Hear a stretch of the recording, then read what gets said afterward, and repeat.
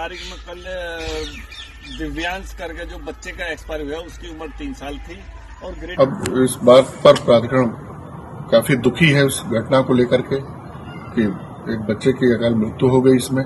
मेरी जो घरवाली थी वो मैं किसी काम से बाहर गया हुआ था, वो बच्चों को लेकर के अपने मायके गई थी। वो तालाब में जा गया, बहुत किसी को बात की जानकारी नहीं थी और सभी बच्चे जो खेल रहे थे तो उसको बहुत देर तक देखने के बाद में तालाब के पास चारों तरफ देखा, जब नहीं दिखाई दिया तो तालाब में देखने की कोशिश करी तो उसमें उसका तोहफा नजर आया, वो उसमें डूब गया।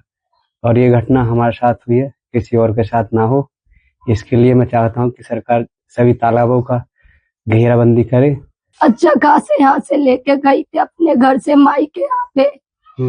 चाचा था वो का 3 दिन से फोन आ रहा था, उस दिन कोई फोन नहीं कुछ नहीं, बस बच्चे को लेके हवन के मारे मैं वहाँ पे चली गई थी। मेरे चाचा तपस्या पे खड़े थे, मुझसे बोलने लगे लाली तुम 3 दिन से आऊ कर रही हो, क्या आ रही नहीं हो। मैंने कहा कि चाचा मेरे बच्चे बीमार है, मैं यहाँ नहीं आ रही। उस दिन कोई फोन नहीं था, मैं अपने बच्चे को परसों लेकर यहाँ से चल पड़ी। अच्छा खासा एक घूट चाय पी के गया था, वहाँ जाके खेला था, पानी भी पिया था। मंदिर में घुसने के बाद मैंने उसको थोड़ी सी बहूती चढ़ाई थी। उसके बाद में मुझे पता नहीं, सबको अंधा करके कब में कब वहां से लिकस पड़ा, किसी को भी नहीं दिखाई दिया। जाने के बाद घंटों तक ढूंढते रहे, नहीं पता पड़ा कुछ भी उसका। कब बाद में पता पड़ रही है कि उसमें थोड़ा सा टोपा दिखाई दिया, तब उठ के वो निकाला।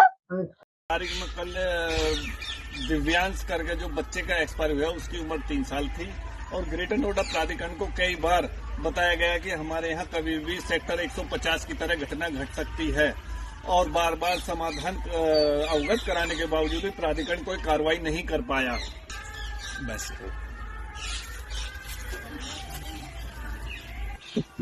प्राधिकरण को जबकि सीओ के नाम स्पेशल हमने एप्लीकेशन दी थी और एप्लीकेशन पे कोई संशोधन नहीं कर गए, नहीं प्राधिकरण सीओ को दे देता है लेकिन उसे डस्टबिन में डाल देता है। जैसे हमारा मानना यह है कि हमने कई बार गांव के विकास के लिए भी समस्याओं के समाधान के लिए एप्लीकेशन लिखी है लेकिन उनका कोई समाधान नहीं होता है, उन्हें डस्टबिन में डाल देता है।